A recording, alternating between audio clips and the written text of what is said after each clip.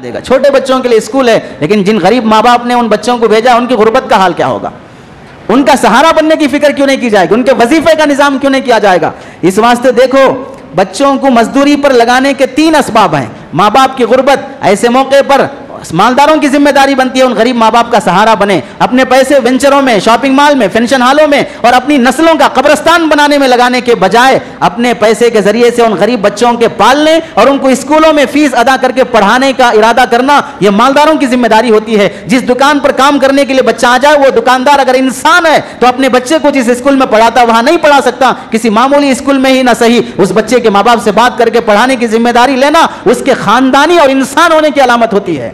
और दूसरी वजह माँ बाप की जहालत, तीसरी वजह माँ बाप की लालच, हिर्स होती है कमाने की। तो इस वास्ते कभी बाप शराबी है, कमाता नहीं है, हैवान किस्म का शराब और पेशाब पी के पड़ा रहता है और बच्चे कमा के लाते हैं। समाज में जीने वाले इंसानों का फरीजा है कि छोटे बच्चों को दुकानों पर काम करते हुए देखकर बर्दाश्त न किया जाए। उनके Thanks for watching. Don't forget to like, comment, share and subscribe to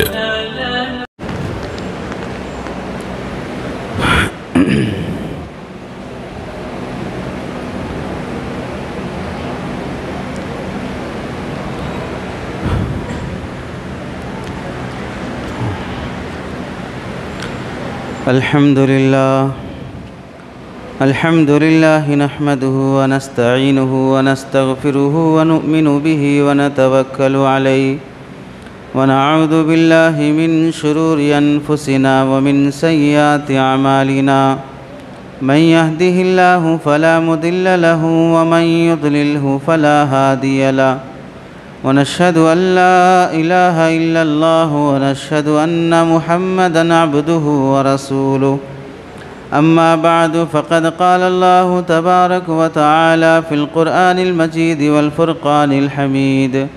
अऊज़ु बिल्लाहि मिनश शैतानिर रजीम। बिस्मिल्लाहिर रहमानिर रहीम। या अय्युहन नासु इत्तक़ू रब्बकुम वख़शौ यौमन ला यजज़ी वालिदुन अन वलदिही वला मौलूदुन हुवा जाज़िन अन वालिदिही शैख़ा। वक़ाल अन्नबिय्यु सल्लल्लाहु अलैहि वसल्लम ला दरर वला ज़िरार। वक़ाल अन्नबिय्यु सल्लल्लाहु अलैहि वसल्लम मन लम यरहम सग़ीरना वलम युक़्क़िर कबीरना फ़लैसा मिन्ना औ कमा क़ाल अन्नबिय्यु सल्लल्लाहु अलैहि वसल्लम। अल्लाहुम्मा सल्लि अला सय्यिदिना मुहम्मदिन व अला आलि सय्यिदिना मुहम्मदिन व बारिक व सल्लिम। अल्लाहुम्मा सल्लि अला सय्यिदिना मुहम्मदिन व अला आलि सय्यिदिना मुहम्मदिन व बारिक व सल्लिम। अल्लाहुम्मा सल्लि अला सय्यिदिना मुहम्मदिन व अला आलि सय्यिदिना मुहम्मदिन व बारिक व सल्लिम। मेरे मोहतरम अज़ीज़ों, बुज़ुर्गों और दोस्तों, कुरान मजीद की आयत और हदीस पाक की रोशनी में आप हज़रात के सामने जो बात अर्ज़ करनी है वो है मुसलमानों के या गैर मुस्लिमों के, पूरी दुनियाए इंसानियत के छोटे बच्चों से मुताल्लिक़। इस्लाम में छोटे बच्चों की कितनी अहमियत है और उनके साथ समाज में पाए जाने वाले जुल्म की 2 शक्लें आप हज़रात के सामने बयान की जाएंगी। कुरान मजीद में अल्लाह रब्बुल इज़्ज़त इरशाद फरमाते हैं, या अय्युहन्नासु इत्तक़ू रब्बकुम, ऐ लोगों अपने रब से डरो, तक़वा इख्तियार करो, परहेज़गार बनो। वख़शौ यौमा, और उस दिन से भी डरो जिस दिन ला यजज़ी वालिदुन अन वलदी, बाप अपने बेटे के काम नहीं आएगा और न बेटा अपने बाप के काम आएगा। हर बंदा अपने अपने आमाल का हिसाब किताब देगा। इस आयत में अल्लाह ताला ने जहाँ पर अल्लाह ने अपना डर, तक़वा, परहेज़गारी, खौफ व खशियत का हुक्म दिया है, वहीं पर बाप बेटे के दरमियान में एक बहुत करीबी रिश्ता भी अल्लाह ने साबित किया है कि आम तौर से औलाद होने के बाद यही उम्मीद होती है, लोग भी यही कहते हैं अब उनको क्या लेना, उनको क्या करना है, भाई बच्चे हैं सब संभाल लेते, बच्चे हैं सब कर लेते। तो मतलब ये हुआ कि जिसकी औलाद होती है वो बाप के लिए बहुत बड़ा सहारा होती है, बाप के लिए बहुत बड़ा सपोर्ट होती है। इस वास्ते पूरा समाज ये समझता है कि बच्चे हैं तो फिर हमारा काम आधा आसान हो जाएगा। अगर औलाद नहीं होगी, चाहे हम पराए बच्चों को कितना भी पाल लें या कितना भी उसे तनख्वाह दे कर रहें, अपनी ख़ास औलाद की तरह वो मकाम दिल में पा नहीं सकता है। इस वास्ते अपनी औलाद के लिए बंदा जिस तरह मेहनत करता है, दौड़ धूप करता है, हलाल हराम की तमीज़ के बग़ैर, दिन रात देखे बग़ैर, सर्दी गर्मी का लिहाज किए बग़ैर जो पसीना बहा कर बाज़ मर्तबा इंसानियत से गिर जाता है तो खून भी बहा कर कमा लेता है ताकि वो अपनी औलाद और नस्ल को पाले, उनकी परवरिश कर सके। अल्लाह फरमाते हैं इतना करीबी ताल्लुक़ जिससे है वो भी कल क़यामत के दिन काम आने वाले नहीं हैं, इल्ला है कि दुनिया में उनकी तरबियत ऐसी हो गई हो कि वो नेक सालेह बन गए हों, तो फिर उस सूरत में वो लोग कल क़यामत के दिन काम आएंगे, दुनिया से ही काम आएंगे। यानी यहीं से उनका नेक अमल करना, यहीं से माँ बाप के हक़ में दुआ करते रहना, ईसाले सवाब करते रहना, ये आखिरत का ज़रिया और ज़ख़ीरा बनेगा। हदीस में अल्लाह के नबी अलैहिस्सलाम फरमाते हैं ला ज़रर वला ज़िरार, ना खुद नुकसान उठाओ ना किसी को नुकसान पहुँचाओ। ये हदीस बहुत जामे है। दुनिया में जिस तरह की भी तकलीफ़ इंसान उठाता हो गैर ज़रूरी, और जिस तरह की भी तकलीफ़ दूसरों को देता हो गैर ज़रूरी, वो सब इस हदीस की रोशनी में मना है, जायज़ नहीं है। जो तकलीफ़ किसी को पहुंचाना जायज़ नहीं है, अल्लाह के नबी अलैहिस्सलाम ने उन सारी तकलीफ़ों से मना फरमा दिया। इसमें बच्चों को जो तकलीफ़ पहुंचाई जाती है वो भी दाखिल है। बच्चे जिस काम के अहल नहीं हैं, जो काम वो नहीं कर सकते, जिस काम को करना उनकी सेहत के लिए, जिस्मानी नशो नुमा के लिए, ज़हनी नशो नुमा के लिए नुकसानदेह हो सकता है, ऐसा काम बच्चों पर न डालो। इससे उन बच्चों का फ्यूचर मुस्तकबिल बर्बाद हो जाएगा। काम कुछ भी नहीं लगा है, लेकिन टेंशन ऐसा माँ बाप ने ले लिया कि उस टेंशन का असर बच्चों पर भी पड़ रहा है, जिसकी वजह से बच्चे अपने पढ़ाई में, अपने काम काज में जो उनकी बचपन की जिम्मेदारियां हैं, खेल कूद है, लिखना पढ़ना है, उसमें वो दिलचस्पी नहीं ले रहे। माँ बाप के लड़ाई झगड़े, टेंशन, उनकी गालम गलोच के असरात बच्चों पे पड़ रहे हैं, तो ये भी बच्चों को तकलीफ़ देने में दाखिल है। कैसे माँ बाप बच्चों को तकलीफ़ दे रहे हैं। मियाँ बीवी का झगड़ा है, तुम बेडरूम में लड़ लो, तुम एक दूसरे से जो तबादले ख्याल करना हो, गालम गलोच करना हो, शरीयत तो उससे मना करती है, लेकिन तुम शरीयत हद पार करके अगर इंसानियत से गिर कर कोई हरकत कर लेना चाहते भी हो, लेकिन अपने बच्चों के सामने ना करो, इससे बच्चों पर बुरे असरात पड़ते हैं। इसीलिए साइंस भी यही कहती है, दूध पिलाने वाली माँ के असरात भी बच्चे में मुंतकिल होते हैं। अगर दूध पिलाने वाली औरत हो, उसे अगर सर्दी गर्मी या कोई ऐसी चीज़ें खाने के लिए कहा जाए, आइसक्रीम खा लो, मांस खा लो, कोई ऐसा सर्दी का निवाला ले लो, तो क्या कहेगी माँ? नहीं, बच्चा दूध पीता है, उसे सर्दी हो जाएगी। खाना माँ को है, लेकिन उसे डर बच्चे को सर्दी हो जाने का है। वजह क्या है? खाएगी ये, इसके पेट में जाएगा, लेकिन दूध इसके जिस्म से जो मुंतकिल होकर बच्चे में जाता है, उस ग़िज़ा का असर दूध के ज़रिए से बच्चे में मुंतकिल होगा, तो बच्चे को सर्दी लगेगी। पता चला माँ की ग़िज़ा का असर जैसे बच्चे में आता है, वैसे माँ के अखलाक़ का असर भी बच्चे में आता है, माँ बाप के झगड़ों का असर भी बच्चे में आता है। इसी वास्ते मियाँ बीवी को भी हुक्म है, अगर अपनी जिनसी ख्वाहिश भी पूरा करना हो तो बच्चों के सामने ना करो। हंसी मजाक वैसा जो मियाँ बीवी के लिए जायज़ है, वो अपने छोटे बच्चों के सामने ना करो। वो अगरचे के बोलता नहीं है, लेकिन पूरी कॉपी उसके दिमाग में कैच होती है, वो उसको उसके स्क्रीन में ये सब फिट हो जाता है। तो झगड़ों से भी मना किया गया बच्चों के सामने, और हद पार होकर बच्चों के सामने किसी भी तरह का जिनसी ख्वाहिश वाला अमल करने से भी मना किया गया। दूसरी हदीस में अल्लाह के नबी अलैहिस्सलाम फरमाते हैं, मन ज़ार अल्लाहु व मन शाक़ शाक़ अल्लाहु अलैहि, जो बंदा किसी को तकलीफ़ पहुंचाएगा तो अल्लाह उसे तकलीफ़ पहुंचाएंगे, और जो बंदा नाहक किसी पर बोझ डालेगा अल्लाह उस पर बोझ डालेंगे। तिरमिज़ी शरीफ की हदीस है। अब ये हर तरह का बोझ, हर तरह की तकलीफ़ के साथ बच्चों पर भी उनकी ताकत से ज़्यादा जो बोझ डाला जाता है वो भी उनको तकलीफ़ देने में दाखिल है। अब स्कूल को जाने का जो बैग होता है, बच्चा 8 किलो का है, बैग 10 किलो का है, उठाना भारी पड़ रहा है। गैर ज़रूरी हफ्ते में एक बार पढ़ाने वाली किताबें भी रोज़ाना लाने का पाबंद किया जाता है। 15 दिन में एक बार होने वाली क्लास के बुक्स भी रोज़ाना लाने का मुकल्लफ़ किया जाता है। ज़रूरत से ज़्यादा उठाने का बोझ डालना भी उनको तकलीफ़ देने में दाखिल है। अजीब दुनिया है, पढ़े लिखे लोग कहलाते हैं लेकिन अक़ल कहाँ घास खाने जाती नहीं मालूम।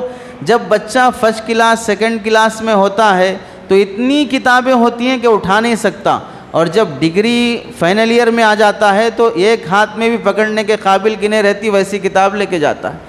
अरे अब ये ताकतवर बन चुका है, अब इसको बोझ दो किताबों का। वो बच्चा उठाने के काबिल नहीं था, उसे 10 किलो की बैग, और जो बिल्कुल तगड़ा बन चुका है उसके लिए 1 किलो की भी बुक नहीं होती है, और पढ़े लिखे लोग हैं। दूसरी हदीस में अल्लाह के नबी अलैहिस्सलाम फरमाते हैं, ला तुकल्लिफु सगीर अल कसब फ़इन्नहु इज़ा लम यजिद सरक़ा। मुअत्ता मालिक की रिवायत है, बच्चों को पैसे कमाने का बोझ न डालो। बच्चों को होटल में काम करने, किसी दुकान पे काम करने, किसी मजदूरी की यहाँ गारा मिट्टी उठाने, किसी मस्जिद की सफाई में लगाने, किसी और दुकान पर बच्चों को कमाने का मुकल्लफ न बनाओ।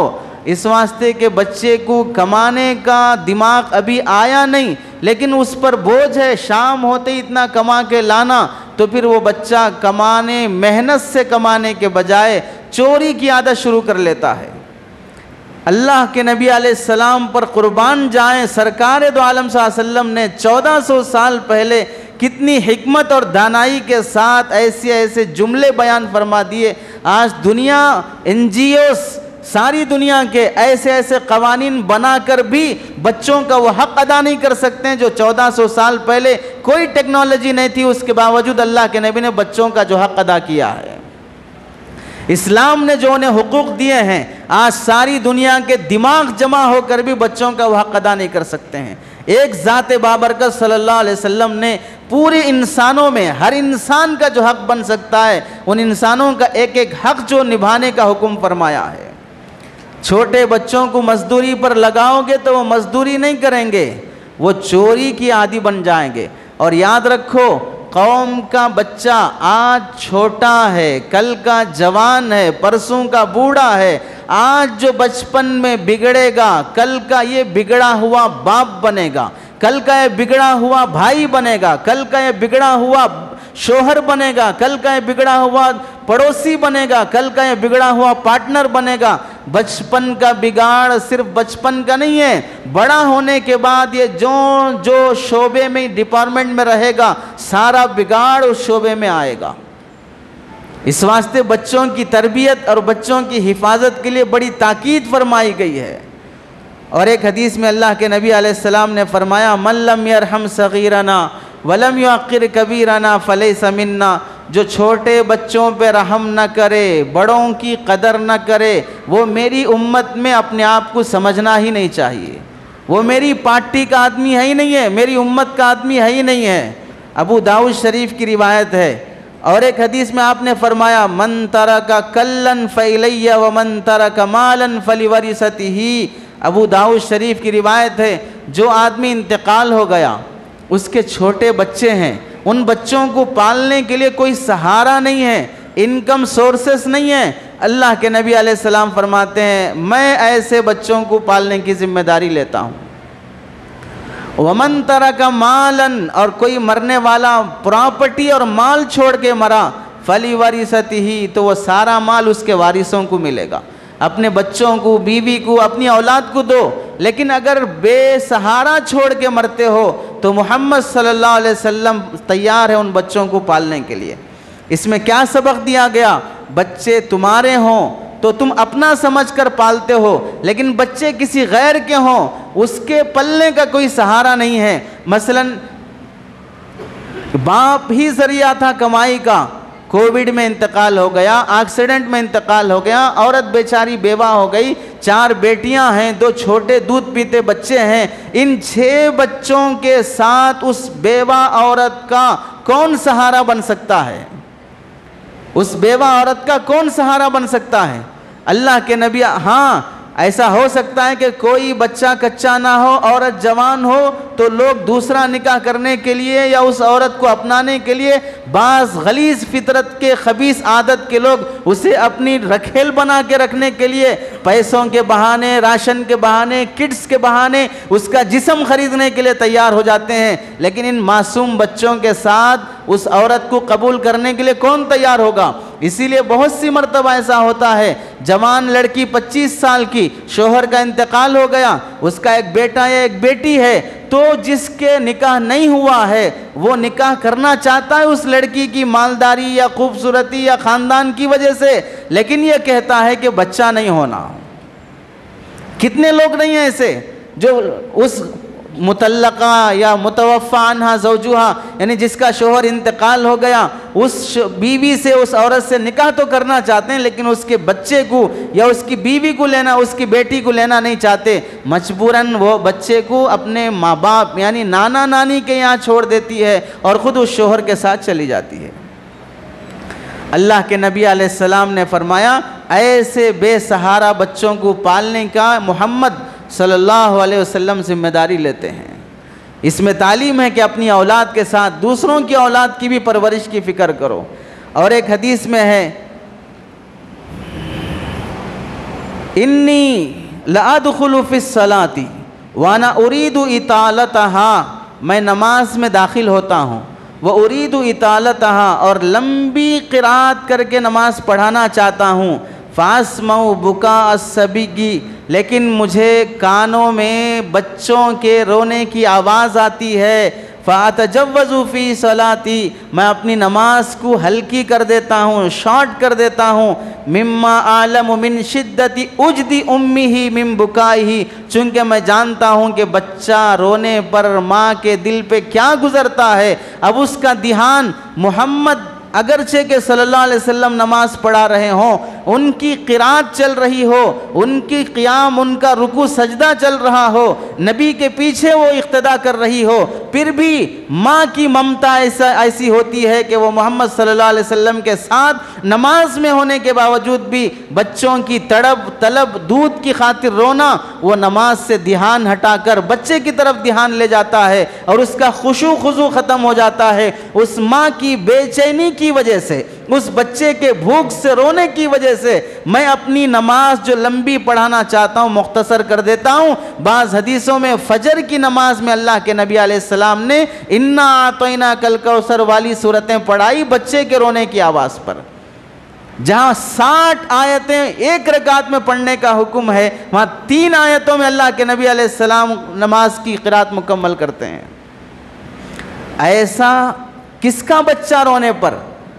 नबी पाक सल्लल्लाहु अलैहि वसल्लम का बच्चा नहीं, किसी भी औरत का बच्चा रो रहा हो तो नमाज में होते हुए उस बच्चे पर अल्लाह के नबी को रहम आ जाता है। अल्लाह के सामने खड़े होने को भी मुख्तसर कर देते हैं, फ़ौरन उस बच्चे को उसका दूध मिल जाए, उस बच्चे की भूख प्यास मिट जाए, उसका अल्लाह के नबी अलैहिस्सलाम को ख्याल होता है। और सुनो, बच्चा किसे कहते हैं? 1400 साल पहले अल्लाह के नबी अलैहिस्सलाम ने, हज़रत इब्न उमर रज़ी अल्लाह तआला अन्हुमा की रिवायत है, मैं ग़ज़वे उहद में शरीक होना चाहा तो अल्लाह के नबी ने मना कर दिया। ग़ज़वे खंदक में मैं शरीक होना चाहा तो अल्लाह के नबी ने मुझे इजाज़त दी। इब्ने नाफ़े जो हज़रत इब्ने उमर के शागिर्द हैं, वो पूछते हैं आपकी उम्र उस वक्त कितनी थी? तो अल्लाह के नबी अलैहिस्सलाम के सहाबी हज़रत इब्ने उमर फरमाते हैं 14 साल की थी। पता चला, फुक़हा लिखते हैं, बच्चा छोटा और बड़ा होने का जो फासला है 1400 साल पहले अल्लाह के नबी ने बयान कर दिया कि 14 साल से पहले बच्चा छोटा है, 14 ख़त्म होकर 15 में दाखिल हो गया तो बच्चा अब बड़ा है। कब बयान किया?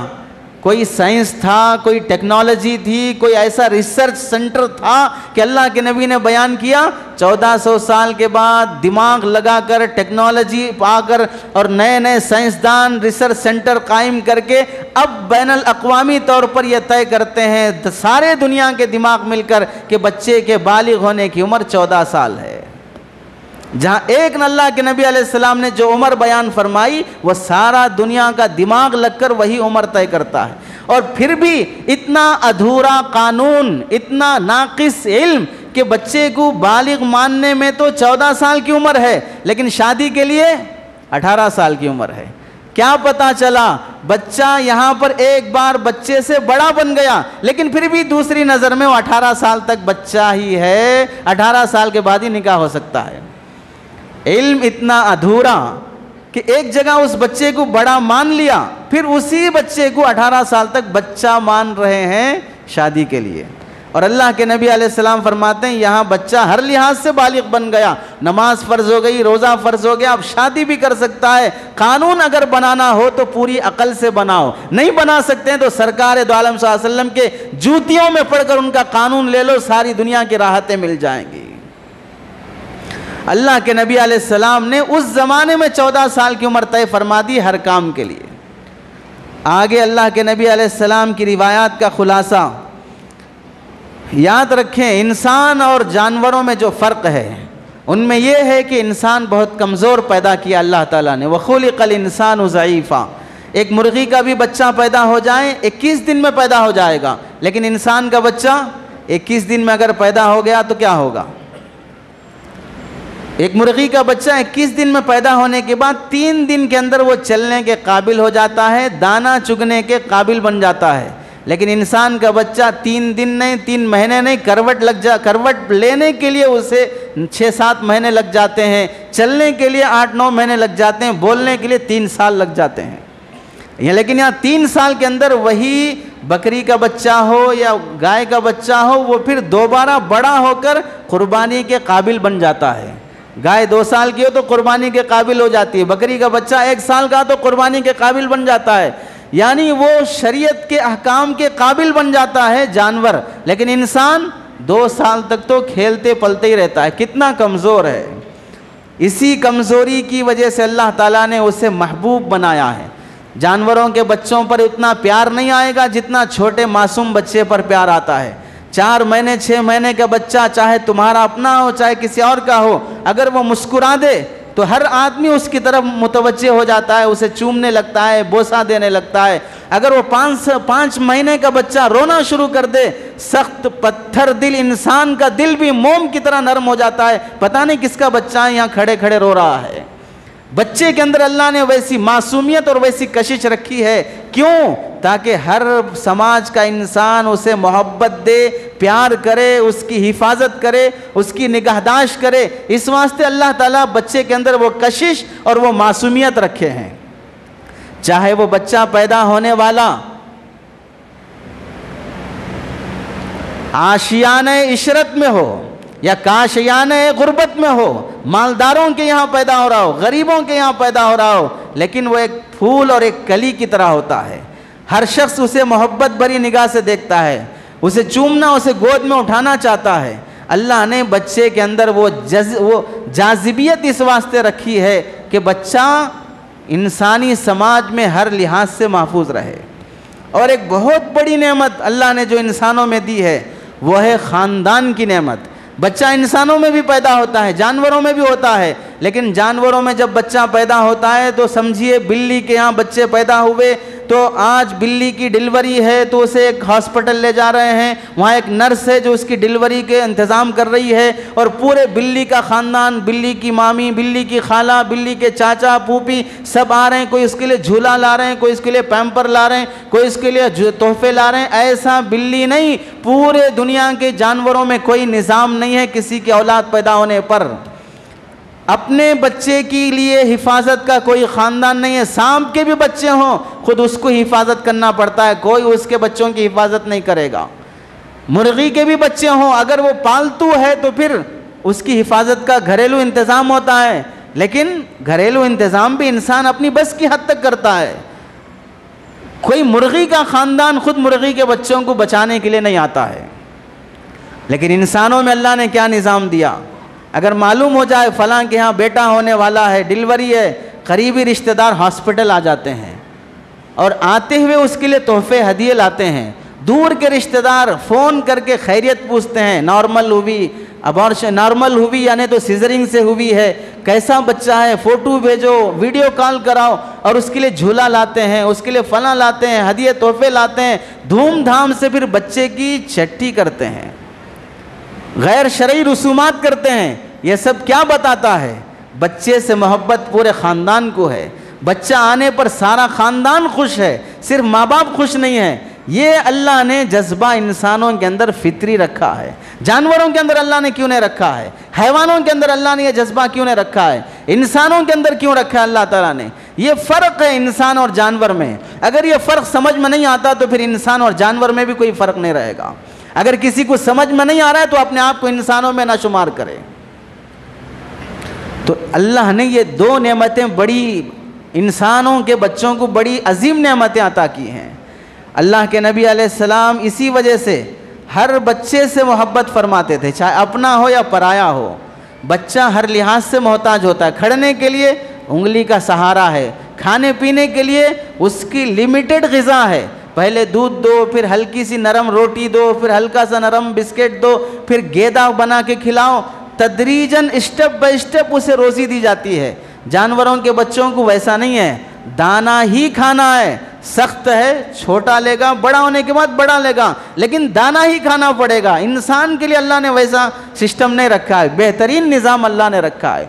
इसी वास्ते बच्चे भी इंसानों से मानूस होते हैं। अगर थोड़ी देर के लिए भी उसकी माँ उसे नज़र ना आए, उसके बाप उसे नज़र ना आए, उसके साथ रहने वाले नज़र ना आए, बच्चा रोना शुरू कर देता है। अम्मी ना दिखे तो रोना शुरू कर देता है। वो जिससे ज़्यादा क्लोज रहता है, आते ही बाप घर में दाखिल होते बच्चा भागते हुए आके पैरों से लिपट जाता है, मासूम तुतली ज़बान से अब्बू अब्बू कह के पुकारता है। ये सब अल्लाह ने बच्चों के अंदर एक जाज़िबियत रखी है। इसी वास्ते अल्लाह के नबी अलैहिस्सलाम का मामूल था कि आप अलैहिस्सलाम बच्चों से, देखो दुनिया में सबसे बिज़ी इंसान अगर कोई हो सकता है तो वो सरकार दो आलम सल्लल्लाहु अलैहि वसल्लम है। पूरे मुल्कों से आने वाले बादशाहों से मुलाकात, उनके खुतूत, पूरे सहाबा की ज़िम्मेदारी, एक शरीयत का निफाज करना, हर मसले के बारे में हुक्म बयान करना, इतना बड़ा बिज़ी शेड्यूल नबी से बढ़कर किसी इंसान का नहीं हो सकता। उसके बावजूद भी अल्लाह के नबी अलैहिस्सलाम अपनी 9 बीवियों का भी हर टाइम वक्त देने का लिहाज रखते थे।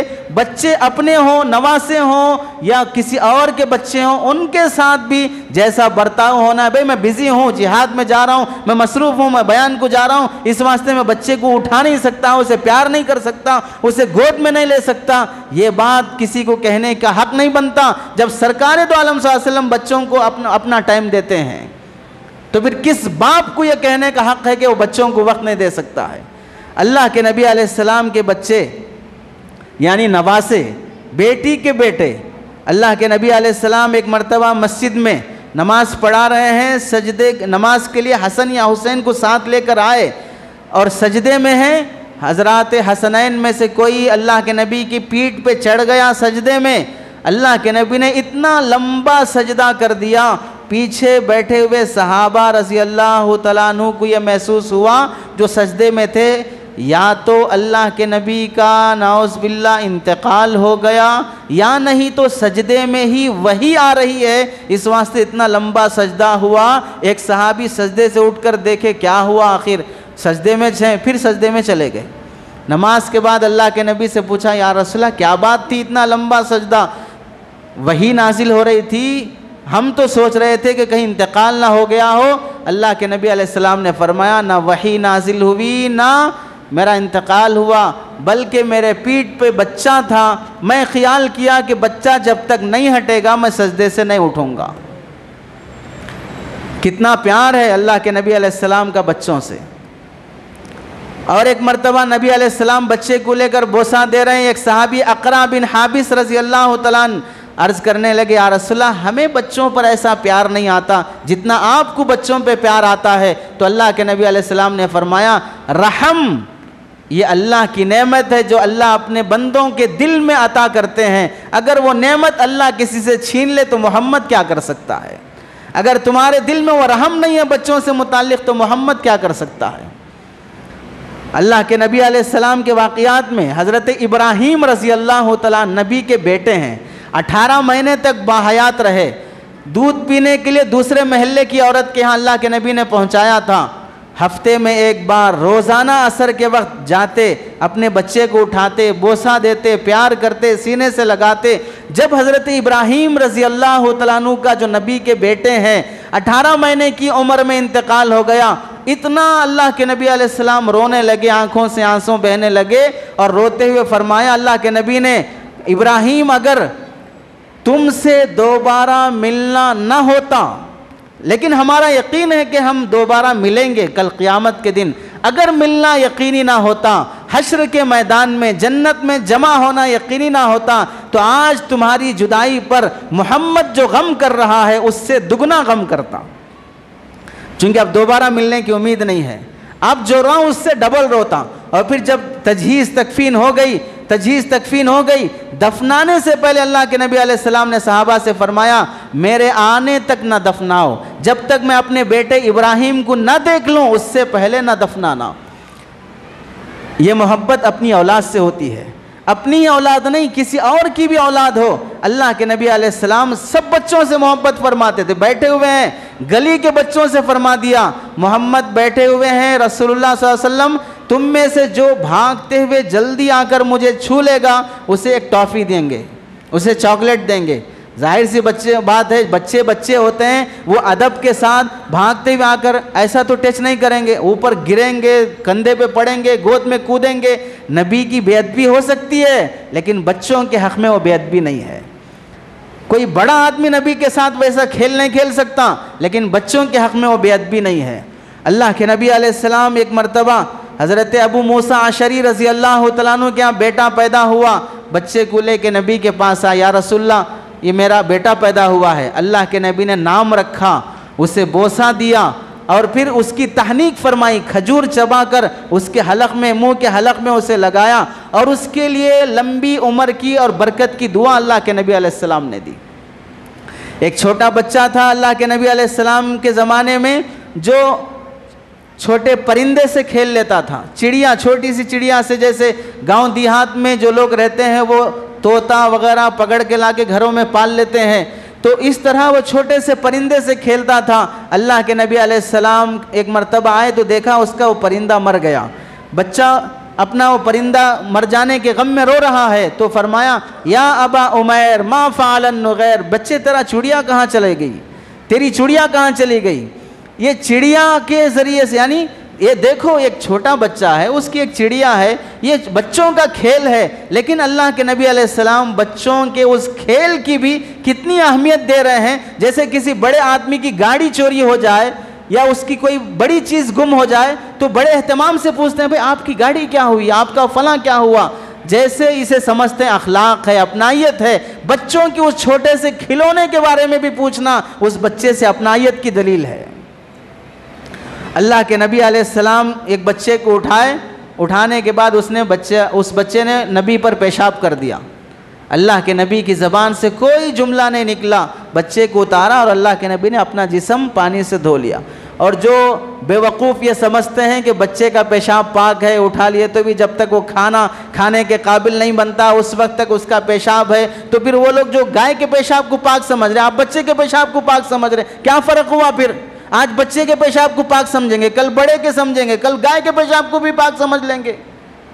आज के रसूमात कल की इबादत बन जाती हैं, आज के रसूमात कल के इबादत बन जाते हैं। इस वास्ते शरीयत में मना किया गया, हदबंदी कायम की गई है, जो नापाक है वो नापाक है, चाहे बच्चे का हो या बड़े का हो।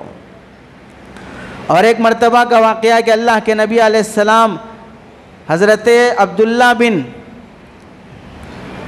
सहल बिन साद रज़ी अल्लाह तआला अन्हु रावी हैं, नबी पाक सल्लल्लाहु अलैहि वसल्लम के पास पीने की चीज़ आई, नोश फरमाने के बाद सुन्नत तरीक़ा यह है कि दाएं तरफ से पहले बचा हुआ दिया जाए, बाएं तरफ से ना दें।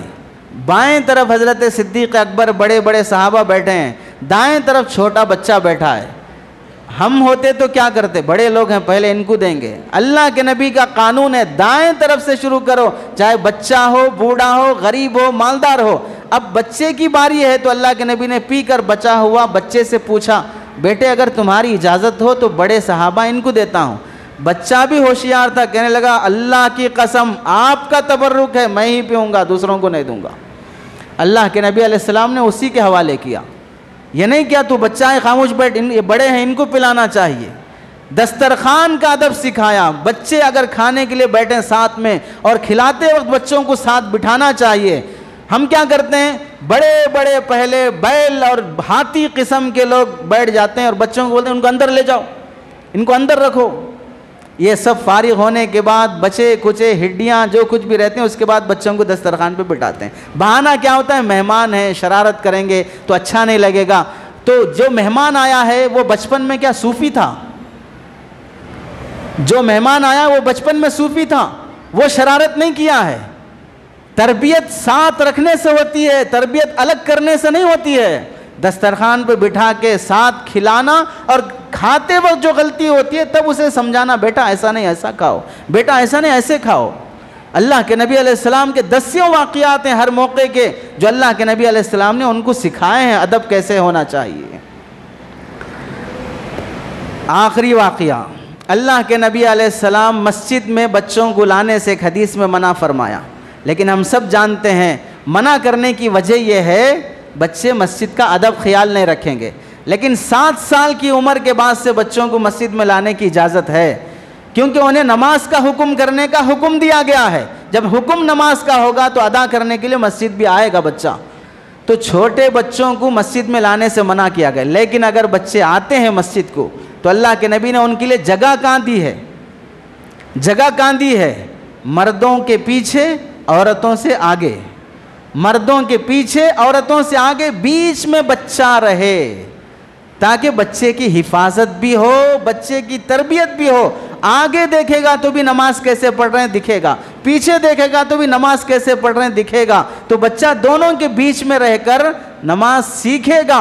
और अगर कुछ शरारत करेगा तो माँ की नज़र पड़ेगी तो बाद में वो डांट सकती है, तो मस्जिद में ऐसा कर रहे थे, इस वास्ते बीच में बच्चों की जगह रखी है। अब हमारी मस्जिदों में औरतें नहीं आती हैं, नहीं आना चाहिए मस्जिद में नमाज पढ़ने के लिए, उनके लिए बेहतर नहीं है। तो अगर बच्चे आते हैं तो हम क्या करते हैं, बिल्कुल पीछे कर दो, बिल्कुल पीछे कर दो। और पीछे कर देंगे और अल्लाह ना करे जैसे तुम जैसे शरीफ लोग नमाज पढ़ने के लिए मस्जिद आते हैं तो बाद शरीर किस्म के लोग भी मस्जिद आते हैं, जैसे वो चप्पल चुराने के आदी होते हैं वो बच्चों को चुराने के भी आदी होते हैं। कितनी मस्जिदों में ऐसे वाक़यात नहीं हो गए कि बच्चा पीछे नमाज पढ़ रहा है, हम अपनी नमाज में, नमाज के बाद बच्चा नहीं दिख रहा, क्यों, कोई चोर आया उसे उठा के ले चला गया। इस वास्ते ऐलान किया जाता है बच्चों को साइड में कर लें, बाजू अपने बाजू खड़ा कर लें। जो बच्चों को साथ लाते हैं उन्हें यह कहा जाता है कि अपने बच्चे को साथ लेकर बाजू खड़े हो जाएं तो बच्चा आगे भी रहेगा और साइड में रहेगा, बच्चे की हिफाजत भी होगी। ये अल्लाह के नबी अलैहिस्सलाम की हदीस की रोशनी में बच्चों के साथ कैसा रहना कुछ बयान हुआ। आगे जो 2 जुल्म समाज में पाए जाते हैं बच्चों से मुताल्लिक़, जो अहम उन्वान है बयान करने का, वो ये है कि एक जुल्म बच्चों पर यह किया जाता है, वो छोटे बच्चों को बचपन से ही मजदूरी पे लगा दिया जाता है, जिसे चाइल्ड लेबर कहते हैं। छोटे बच्चों को बचपन से ही मजदूरी पे लगा दिया जाता है। अब जो हदीसें शुरू में आई उनको सामने रखकर गौर करो बच्चों को कमाने का मुकल्लफ ना बनाओ, वो कमा नहीं सकते, चोरी के आदी बन जाएंगे। बच्चों को तकलीफ ना पहुंचाओ, छोटे बच्चों को बोझ उठाने का जिम्मेदार बना दोगे तो फिर वो बच्चे, जिस्मानी परवरिश भी उनकी नहीं होगी, जहनी परवरिश भी नहीं होगी, वो छोटे बच्चे छोटी छोटे गुनाह के आदी बन जाते हैं, छोटे छोटे जराइम के आदी बन जाते हैं। आज छोटी चीज चुराया कल बड़ी चीज चुराएगा, आज सामान चुराया कल इंसानों को चुराएगा। और बाज बच्चे नशे के, गांजे के आदी बन जाते हैं। ये सब किस वजह से? उन छोटे बच्चों के साथ किए जाने वाले जालिमाना रवैये की वजह से। और बड़ा आदमी हमारा लेबर बनेगा तो उसके बड़ेपन का लिहाज थोड़ा ना थोड़ा किया जाता है, लेकिन छोटे बच्चे को लेबर बना दिया जाता है। माँ की, बहन की, खानदान की गालियां देते हैं, लात से पैर से मारते हैं, वक्त पर खाना नहीं देते हैं। और हिंदुस्तान की सर्वे रिपोर्ट है, यूनिसेफ की सर्च रिपोर्ट है, रिसर्च रिपोर्ट है कि 17 घंटे बच्चों से लेबर काम लिया जाता है, 17 घंटे। और रोजाना उनकी मजदूरी दी जाती है 10 रुपये, रोजाना उनकी मजदूरी दी जाती है 10 रुपये, और 17 घंटे उनके काम किए जाते हैं। और जो बच्चा होटलों पर बर्तन धोने के लिए, दुकानों पर सौदा सामान उठाने के लिए, और साइकिल शॉप में पंचर डालने के लिए, और किसी फैक्ट्री में, कोयले की फैक्ट्री में, कपड़े की फैक्ट्री में, शराब की फैक्ट्री में, अल्कोहल की फैक्ट्री में, ऐसे छोटे छोटे बच्चों को बड़ी बड़ी फैक्ट्रियों में ले जाकर छोड़ दिया जाता है। कभी माँ बाप छोड़ देते हैं, और कहीं पर खुद गुर्बत की वजह से माँ बाप के पास पलने का सहारा नहीं है, बच्चे को इडली दलवा कर, डोसा दलवा कर, वड़े दलवा कर, मिर्ची भज्जी दलवा कर, उसे प्लेट में डालकर या किसी बुट्टी में, टिफिन में डालकर गली गली फिर कर घूम कर बेचने का मुकल्लफ बना देते हैं। ऐसे मौके पर जब तुम्हारे सामने एक छोटा बच्चा या तो भीख मांगते हुए मिलेगा या वो कुछ सामान बेचते हुए मिलेगा, क्या जालिम दिलों को यह रहम नहीं आता? मेरा बच्चा इसकी जगह पर होता तो क्या हाल होता, मैं इसकी जगह पर होता तो क्या हाल होता। इसके बाप का सहारा कहाँ चला गया? माँ को इसके मुस्तकबिल और फ्यूचर का ध्यान क्यों नहीं है? चंद वक्त की रोटी और चंद वक्त के निवालों के खातिर इस बच्चे का नहीं, इसकी पूरी नस्ल का मुस्तकबिल बर्बाद हो जाता है।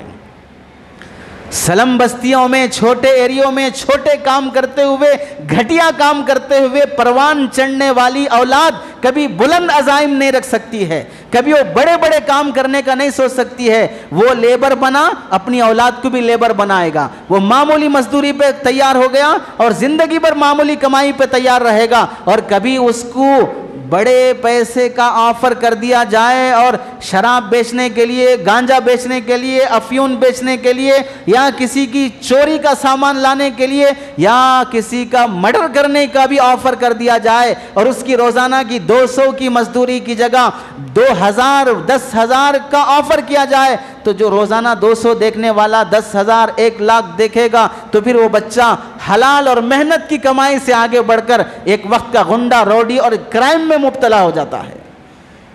ये सब किस वजह से है? बच्चों को उनके बचपन में हुकूक नहीं देने की वजह से। आज पूरी दुनिया में हुकूक बने हुए हैं कि 14 साल से कम उम्र का बच्चा कहीं भी पाया जाएगा, बच्चे को जेल में डाल देंगे, वो दुकान वाले पर केस होगा। लेकिन क्या ये हल है बच्चों का? कानून बनाते वक्त दिमाग घास खाने जाता है। ये हल है बच्चों का? बच्चों के लिए ये आने की वजह क्या है? मजदूरी करने की वजह क्या है?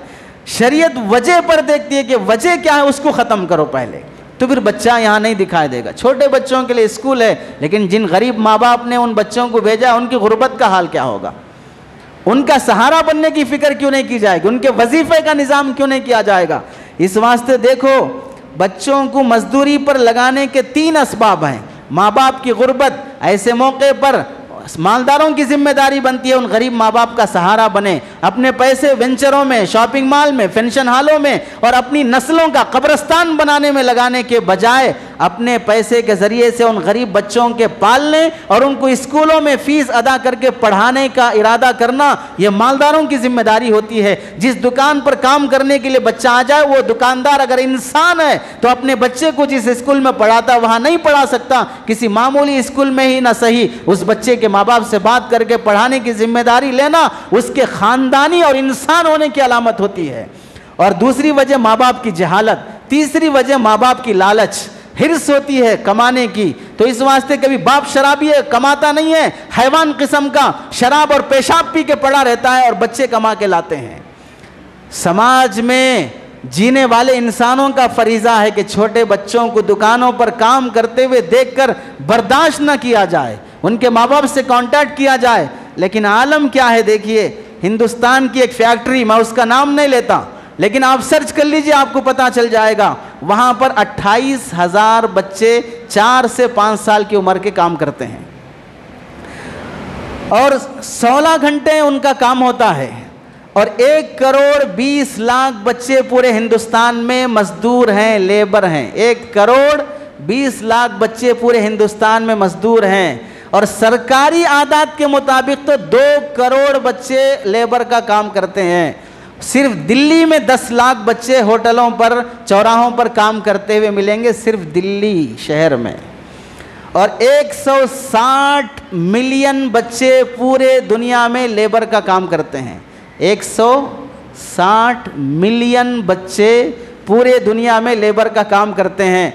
2022 की रिपोर्ट है, जब कोविड की वजह से स्कूल बंद हो गए और पढ़ने से रहा नहीं, पढ़ना ख़त्म हो गया, तो माँ बाप अपने बच्चों को स्कूल से हटाकर जो मजदूरी पर लगाए हैं, 90 लाख बच्चे मजदूरी में लगे हैं, 90 लाख बच्चे। और फिर 12 मिलियन बच्चे ज़राअत के पेशे में लग गए। बच्चे से मुराद 14 साल से कम उम्र का बच्चा।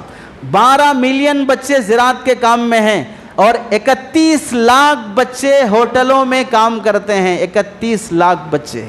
और 16 मिलियन बच्चे फैक्ट्रियों में काम करते हैं और 35% बच्चे आज तक स्कूल की सीढ़ियां नहीं चढ़े हैं। 35% पूरी इंसानियत का 35% बच्चे स्कूल की सीढ़ियां नहीं चढ़े हैं। जब ये हाल है बच्चों के साथ, तो यही बच्चे कल के जवान बनेंगे, तो फिर तुम्हारी नस्ल में कोई लायर, कोई डॉक्टर, कोई जज, कोई फलां ये दिखाई देगा। जब ये आज का मासूम पौधा ही कल का तनावुर दरख्त बन सकता है। बेकीमत सीपियों में ही कीमती मोतियां पलती हैं, कीचड़ में ही जो फूल पलते हैं वो कल दुल्हन का ताज बनते हैं। आज की ये मामूली गलियों में पलने वाली नस्ल ही कल के लिए कौम के रहबर और हीरो बनते हैं। लेकिन उनके साथ जो होने वाला सुलूक है वो इतना जालिमाना सुलूक है कि वो मासूम बच्चे कहाँ इंसाफ की मदद मांगने के लिए जाएं, जब उनके माँ बाप के अंदर इंसानियत नहीं है और जालिम समाज में पलने वालों के अंदर हैवानियत पनप रही है, तो फिर मासूमों को कहाँ से इंसाफ मिलेगा। एक जुल्म बच्चों के ज़रिए से मजदूरी कराना और दूसरा बड़ा जुल्म है बच्चों का किडनैप कर लेना, बच्चों का अगवा कर लेना। स्कूलों के पास, शॉपिंग मॉलों में, फंक्शन हॉलों में, बाज़ारों में, बहुत सी जगहों पर लाल कलर की, हरे कलर की, अलग अलग कलर की वैन आती है। अंदर काले कपड़े रहेंगे, काले शीशे रहेंगे और काली ज़ात के खिंजीर की औलाद जिनके अंदर इंसानियत नाम की नहीं होती है, ऐसे छोटे छोटे मासूम बच्चों के साथ जैसे अल्लाह के नबी अलैहिस्सलाम ने इंसानियत का रहम दिली का हुक्म दिया है, चॉकलेट के बहाने और उसे किसी टॉफ़ी और बिस्किट के बहाने उन बच्चों को नशे का आदी बनाकर उन्हें कोई चीज़ सूंघा कर पकड़ के ले जाते हैं और ऐसे जालिम बाज़ मर्तबा उन बच्चों को ले जाकर बेच देते हैं। और बाज़ जालिम उन बच्चों के हाथ पैर माजूर कर देते हैं, पैर से लंगड़ा कर देते हैं, हाथ से माजूर कर देते हैं और फिर उन बच्चों को फुटपाथ पर भीख मांगने के लिए बिठा देते हैं। ये पूरा गैंग होता है जो बच्चों का किडनैप करके उन्हें माजूर बनाकर, हाथ पैर से मजबूर बनाकर भीख मांगने पे मजबूर कर देना। वरना आप गौर नहीं करते, अक्ल नहीं है कि सुबह 9 बजे कोई बच्चा माजूर वहाँ फुटपाथ पे पड़ा है, लेकिन शाम 12 बजे वो वहाँ नहीं रहता है। कहाँ से आया, कहाँ गया, कौन ला रहा है, कौन ले जा रहा है, ये ख्याल ध्यान तक नहीं आता। सब मालूम है, मालूम होने वालों को सब मालूम है, लेकिन मिली भगत है, 50-50 का मसला है, फीसद का मसला है, प्रॉफिट का मसला है। किसके साथ? मासूम बच्चों के साथ। इनमें कितने ज़हीन होंगे, कितने बाअखलाक होंगे। अगर इस बच्चे को पढ़ाया जाता तो कौन एसआई बन सकता था, एसपी बन सकता था, डीएसपी बन सकता था, लायर जज बन सकता था, कौम का रहबर बन सकता था। लेकिन उन बच्चों के मुस्तकबिल के साथ उन्हें भीख मांगने पर मजबूर किया जाता है। बाज़ ऐसे जालिम दरिंदा सिफत उन बच्चों का अगवा किडनैप करके उनका जिस्म काट के उनके अंदर के आज़ा बेच देते हैं और सड़क पे फेंक के चले जाते हैं। और बाज़ उनके साथ जिनसी तशद्दुद करते हैं, उनके साथ गंदे ताल्लुकात रखने पे मजबूर कर देते हैं। बाज़ उन बच्चों को नशे का आदी बनाकर अपने मर्डर के कत्ल के मामलात में उन बच्चों का इस्तेमाल करते हैं। 11 साल का 12 साल का बच्चा, उसे तशद्दुद पे मजबूर कर दिया गया और उसे फलां का मर्डर करने भेज दिया गया, केस भी होगा, नाबालिग बच्चा है, 14 साल से कम उम्र का है, जेल में डालो, बालिग होते केस खत्म हो जाएगा, बाहर आ जाएगा। नहीं जानते कानून। हम तो ऐसी अहमक कौम हैं कि अहमक हैं, अहमक रहेंगे, अहमक ही जीना चाहते हैं। ना बच्चों की हिफाजत कर सकते हैं, ना बड़ों की कदर कर सकते हैं, सिर्फ नारे लगा सकते हैं, बस यही काम हो सकता है। बच्चों जैसी नेमत अगर वो नहीं मिलती है तो कैसे इंसान मजबूर हो जाता है। एक लंबी लिस्ट है, बच्चे अगर नहीं होते हैं तो फिर इंसान क्या हालात में मुब्तला होता है। इस तरह सबसे ज़्यादा अगवा होने वाले बच्चे वो मुस्लिम आबादी के होते हैं। सबसे ज़्यादा किडनैप होने वाले बच्चे वो मुस्लिम आबादी के होते हैं, क्योंकि मुसलमानों को अपने फ़ोन से फुर्सत नहीं है, अपने पैसे से फुर्सत नहीं है, इसलिए बच्चा कब घर में आ रहा, कब घर से जा रहा है। छोटा बच्चा 8:30 बजे स्कूल जाना है, 8:15 बजे ही रेडी करके घर के बाहर खड़ा कर दिए, ऑटो वाले साहब आते लेके जाते, आप अंदर काम कर रहे हैं। वो 15 मिनट जो बच्चा बाहर खड़ा है उसमें कोई गद्दार और गुंडा किस्म का जालिम अगर आकर उस बच्चे को उठा कर ले जाए तो क्या होगा। बच्चे को ऑटो में चढ़ाने तक का टाइम नहीं है आपके पास।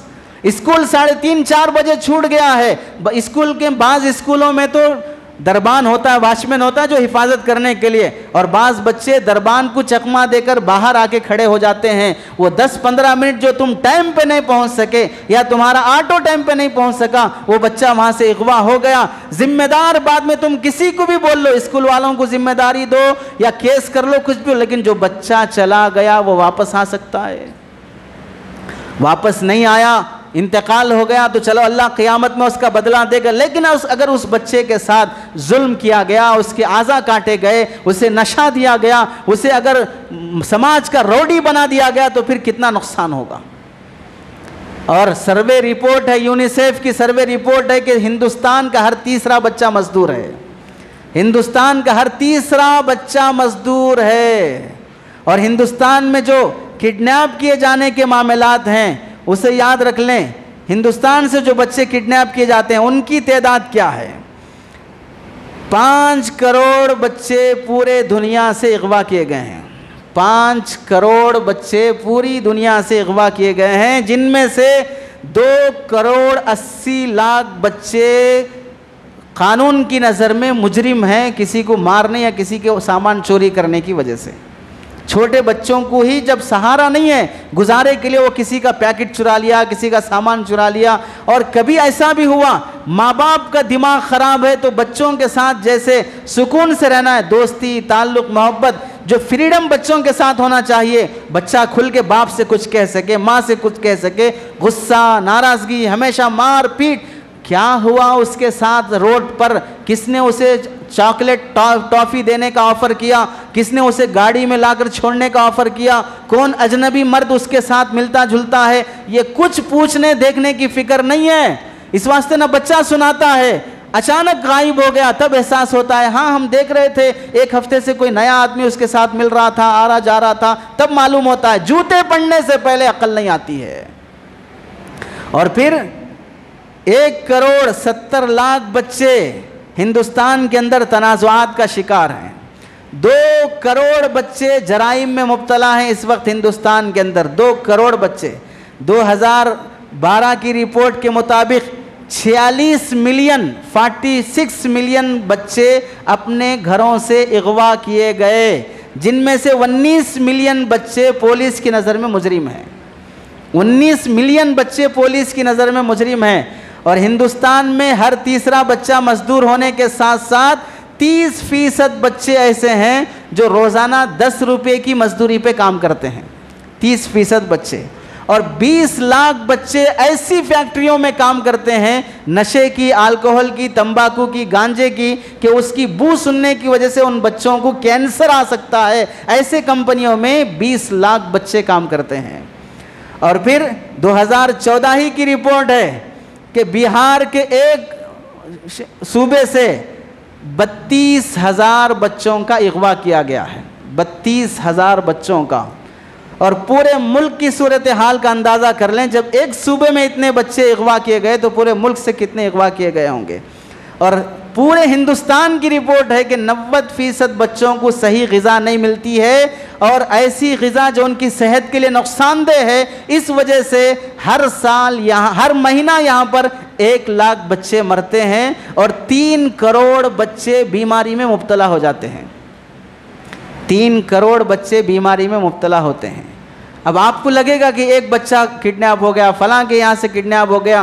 पूरी टीम की टीम जिस तरह सुबह होने के बाद कमाने के लिए मार्केट जाना, फैक्ट्री जाना, ऑफिस जाना, लोगों का मशगला है, बाज़ दरिंदों का मशगला है। सुबह होते ही, शाम होते ही इस गली में बच्चे को किडनैप करना, उस महल्ले में किडनैप करना, उस स्कूल में किडनैप करना, हफ्ता 10 दिन तक टारगेट बना के रखना, आते जाते देखते रहना, बच्चा कब आ रहा, कब जा रहा है, किस बच्चे को निशाना बनाना, किस बहाने से करना।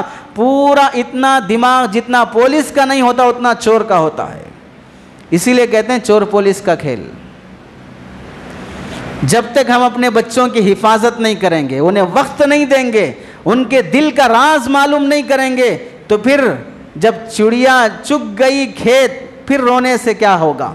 जब बच्चा हाथ से निकल गया, जब बच्चा घर से भाग गया, बेटी घर से भाग गई, उससे पहले तक पूछने का इत्तेफाक नहीं हुआ कि मेरी बच्चे की आजकल फीलिंग क्या चल रही है, किससे मिलना जुलना हो रहा है, स्कूल वालों से राब्ता नहीं है, मदरसे में एडमिशन करवाया, सुबह आना जाना है, साइकिल दिला दिए 7 साल 8 साल की उम्र के बच्चे को। अरे बड़े बड़े गाड़ियों में आने जाने वालों को चाकू दिखाकर सामान लूट लिया जाता है। 7 साल के बच्चे का अगवा नहीं हो सकता, 10 साल के बच्चे का अगवा नहीं हो सकता है। ट्रेन में वाकयात नहीं सुनते, बस में वाकयात नहीं सुनते। एक चिप्स खिलाकर सारा सामान लूट लिया गया, सोते बच्चे का अगवा कर लिया गया, दूध पीते बच्चे का हॉस्पिटल में आकर नर्स के कपड़े पहनकर अगवा कर ले जाते हैं। इतनी अकल नहीं आती है। अगर कुरान हदीस नहीं जान सकते हो, कम से कम अखबार की खबरें तो सही से ढंग से पढ़ लिया करो। अपने बच्चों की हिफाजत का इंतजाम तो सही कर लिया करो। बच्चों पर होने वाला जुल्म एक चाइल्ड लेबर बना देना, दूसरा जुल्म बच्चों का अगवा हो जाना, उसमें माँ बाप की भी जिम्मेदारी है। और समाज में चलते फिरते हुए जब भी किसी अजनबी आदमी पर नजर पड़े, हजरत शेख सादी फरमाते हैं, सफर में उसका माल महफूज रहता है जो हर मुसाफिर को चोर समझता है, और महल्ले में, खानदान में, नस्ल में उसकी औलाद महफूज रहती है जो हर आदमी को अपने बच्चे के हक में दुश्मन समझता है। किसी अजनबी के साथ नहीं। कोई अजनबी आपका बच्चा है, 10 रुपए निकाल के दे दिया, टॉफी निकाल के दे दिया, हरगिज नहीं। अपनी औलाद की तरबियत करो। अजनबी आदमी से कोई लेना देना नहीं होगा। तुम्हारे सामने भी तो, अरे तुम बाप होकर अपने बच्चों के लिए हजारों रुपए लुटाते हो, तुम्हारा दोस्त अगर 10 रुपए निकाल के दे रहा, तुम मना नहीं कर सकते। यहां समझते हो दोस्त है, मेरे बच्चे को दे रहा है। आज बाप के सामने जो लेने का आदी बन गया, कल अजनबी आदमी से भी वो 10 रुपए लेगा। वही 10 रुपए उसकी जिंदगी के लिए लुटेरा बनने के लायक बन जाएंगे। मना कर दो कि मेरे अलावा मेरे बच्चे को कोई भी ना चॉकलेट ना बिस्किट कोई भी देगा, मुझे दो, मैं अपने बच्चे को दूंगा। तुम नहीं पाल रहे हो मेरे बच्चे को, मैं पाल रहा हूं। इसे भी लोग शराफत समझते हैं। दोस्ती में दूसरों के बच्चों को खिलाना भी शराफत समझते हैं। अल्लाह से दुआ है कि अल्लाह अक़ल और समझ नसीब फरमाए। आमीन। व आखिरु दावाना अनिल हम्दुलिल्लाहि रब्बिल आलमीन।